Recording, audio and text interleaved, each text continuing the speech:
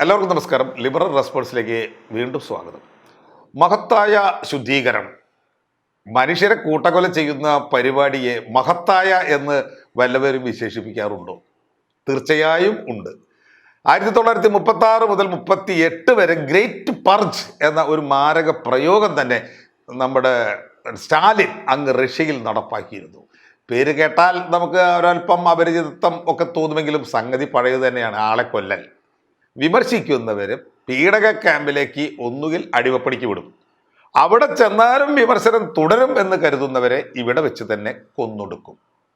സംഗതി ഇത്തരം കാര്യങ്ങൾ എല്ലാ ഭരണങ്ങളിലും ഉണ്ടെങ്കിലും ഈ ഭീകരതയ്ക്ക് ഭയങ്കരമായ ഒരു പ്രത്യേകത ഉണ്ടായിരുന്നു. ഇതിലൂടെ സ്റ്റാലിൻ കൊന്നൊടുക്കിയത് പഴയ സഖാക്കളെ ആയിരുന്നു. സഖാക്കൾ എന്ന് വെച്ചാൽ ലെനിൻ്റെ ഒപ്പം ഒക്ടോബർ വിപ്ലവത്തിന് ചുക്കാൻ പിടിച്ച ലോക പ്രശസ്ത സഖാക്കളെ. സ്റ്റാലിൻ്റെ പ്രധാന ലക്ഷ്യം ട്രോഡോസ്കി ആയിരുന്നു. റഷ്യയിൽ ലെനിനോളം ജനപ്രീതിയുള്ള നേതാവായിരുന്നു ട്രോഡോസ്കി. അതുകൊണ്ട് കിളിയെ വെടിവെച്ചിടും പോലെ നിസാരമായി അദ്ദേഹത്തെ തീർക്കാൻ പറ്റില്ല എന്ന് മനസ്സിലാക്കി നാട്ടിൽ നിന്ന് ഓടിക്കുകയാണ് സ്റ്റാലിൻ ചെയ്തത്. രാജ്യത്തിനെതിരെ അട്ടിമറി പ്രവർത്തനങ്ങൾ നടത്തുന്നു എന്ന രീതിയിൽ തെളിവുണ്ടാക്കി കള്ളസാക്ഷ്യം ചമച്ച് അപ്രകാരം ജനമനസ്സുകളിൽ അയാളെ ഒരു ചാരനാക്കി മാറ്റി നാട് വിട്ട് ഓടിച്ചു. പുള്ളി ആദ്യം തുർക്കിയിൽ ചെന്നു. 1929 മുതൽ 33 വരെ 4 വർഷം അവിടെ കഴിഞ്ഞു. ഇസ്താംബൂളിനടുത്തുള്ള പ്രിങ്കിപ്പോ എന്ന ഒരു ദ്വീപിൽ അദ്ദേഹം ഒളിച്ചു താമസിച്ചു. പിന്നീട് 33-ൽ ഫ്രഞ്ച് ഗവൺമെൻറ് അദ്ദേഹത്തിന് അഭയം നൽകി. എന്നാൽ പാരീസിൽ താമസിക്കരുത് എന്ന് പറഞ്ഞു. അതിനാൽ വിവിധ ഉൾനാടൻ ഗ്രാമങ്ങളിൽ അതീവ രഹസ്യമായി അദ്ദേഹം കഴിഞ്ഞു. പിന്നീട് ഒരു രാഷ്ട്രീയ സാഹചര്യം മാറിയപ്പോൾ ഫ്രാൻസ് അദ്ദേഹത്തെ പുറത്താക്കി. ഫ്രാൻസിൽ നിന്ന് പുറത്തായ ശേഷം അദ്ദേഹം നോർവേയിലെത്തി. എന്നാൽ അവിടെയും സ്റ്റാലിൻ്റെ സമ്മർദ്ദമുണ്ടായി. അദ്ദേഹത്തെ വീട്ടുതടങ്കലിലാക്കുകയും ഒടുവിൽ രാജ്യം വിട്ട് ഓടാൻ നിർബന്ധിക്കുകയും ചെയ്തു. 1937 നോർവേയും പുറത്താക്കി. അപ്പോഴാണ് മെക്സിക്കോ എന്ന രാജ്യം അദ്ദേഹത്തെ സ്വാഗതം ചെയ്തത്. മെക്സിക്കോ സിറ്റിയിലെ നീല വീട് അതായിരുന്നു പുള്ളിയുടെ ലോകം. ഈ കാലയളവിലെല്ലാം അദ്ദേഹത്തിൻ്റെ പ്രവാസം എന്നത് വേട്ടയാടപ്പെട്ട ജീവിതമായിരുന്നു. 1939 അദ്ദേഹം മെക്സിക്കോയിൽ തന്നെയുള്ള കൊയോവാക്കനിലുള്ള ഒരു വീട്ടിൽ താമസിച്ചു. സ്റ്റാലിൻ്റെ ചാരന്മാർ അദ്ദേഹത്തെ എപ്പോഴും നിരീക്ഷിച്ചു കൊണ്ടിരുന്നു. ട്രോഡോസ്കി പ്രവാസത്തിലിരുന്ന് തന്നെ അട്ടിമറിക്കുമോ? ഇതാണ് സ്റ്റാലിൻ്റെ ഭയം.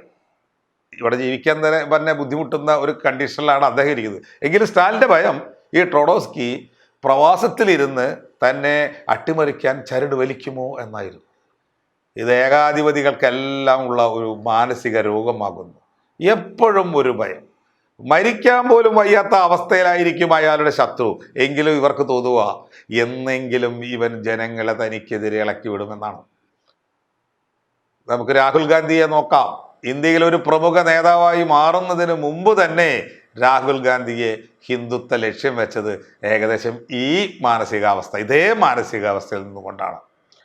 വെറും ഒരു പഞ്ചായത്തിൽ മാത്രം സ്വാധീനമുണ്ടായിരുന്ന TP ചന്ദ്രശേഖരനെ ശ്രീ പിണറായി വിജയൻ ഭയന്നതും ഈ ഒറ്റ കാരണം കൊണ്ട് തന്നെ. ഏകാധിപത്യ പ്രസ്ഥാനങ്ങൾക്ക് ഈ ഭയവുമായി അങ്ങനെ അധിക നാൾ പോകാൻ ഇഷ്ടമില്ല. അവർക്ക് ശത്രുവിൻ്റെ ചോര കാണണം.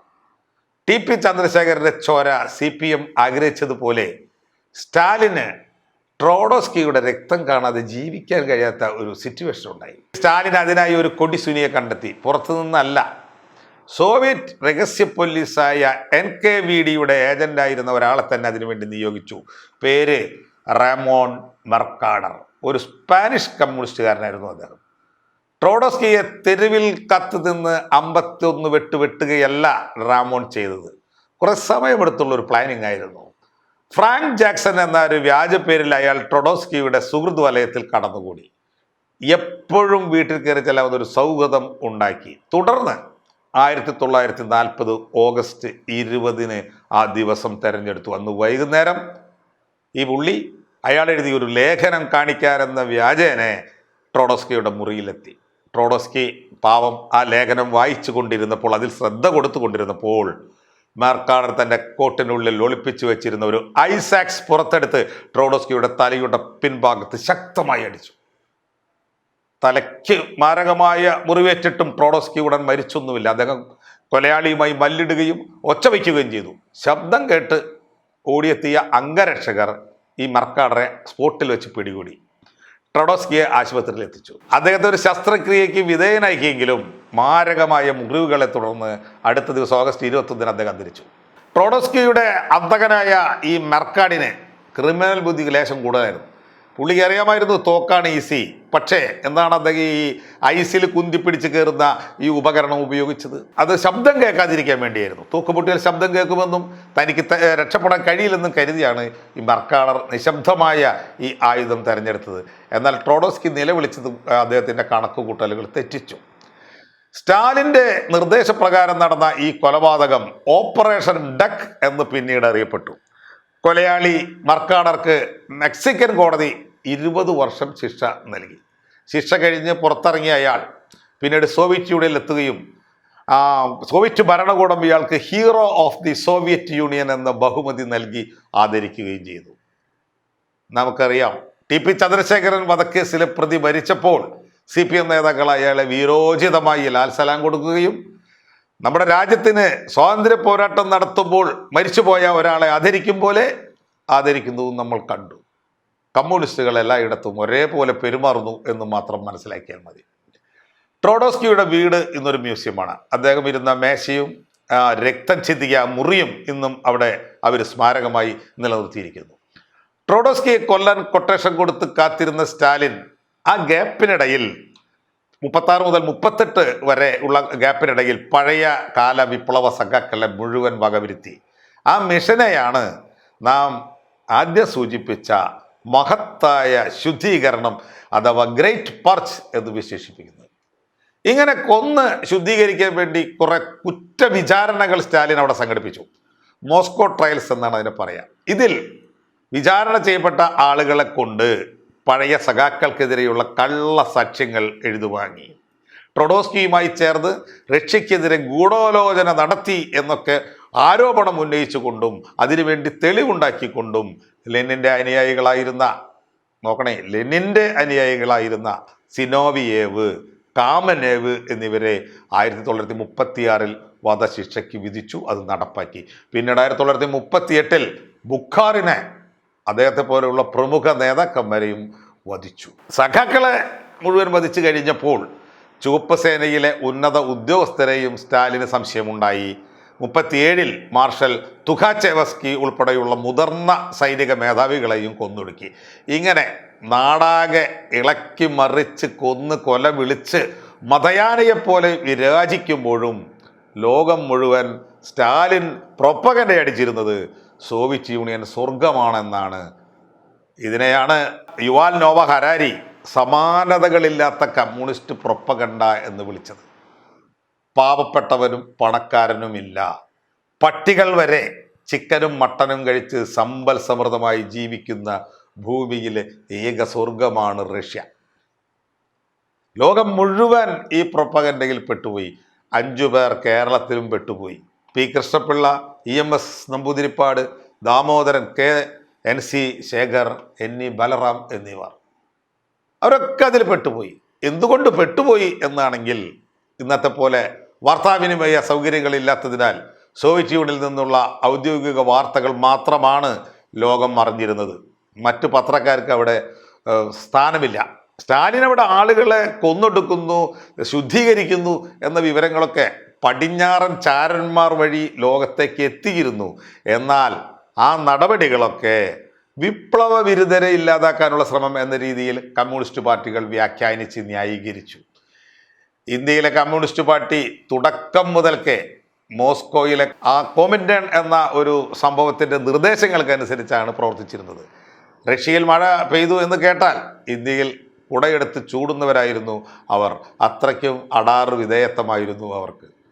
1936 ഇവിടെ കേരളത്തിൽ പാർട്ടി സംഘടിപ്പിക്കാനായി വന്ന SV ഖാട്ടെ എന്ന ആ ഒരു സഖാവും EMSനോടൊക്കെ ഇങ്ങനെ തന്നെ ന്യായീകരിച്ച് കാണണം. എന്തായാലും ഈ 5 പേരും അതിൽ പെട്ടുപോയി. ചുരുക്കത്തിൽ സ്റ്റാലിൻ്റെ നടപടികളെക്കുറിച്ച് കേട്ടറിവുകൾ ഉണ്ടായിരുന്നെങ്കിലും അതൊരു വിപ്ലവ ഗവൺമെൻറ്റിൻ്റെ നിലനിൽപ്പിനായി ചെയ്യുന്ന അത്യന്താപേക്ഷിതമായ കാര്യങ്ങളാണെന്ന് വിശ്വസിക്കാനാണ് അക്കാലത്തെ പല നേതാക്കളും ആഗ്രഹിച്ചത്.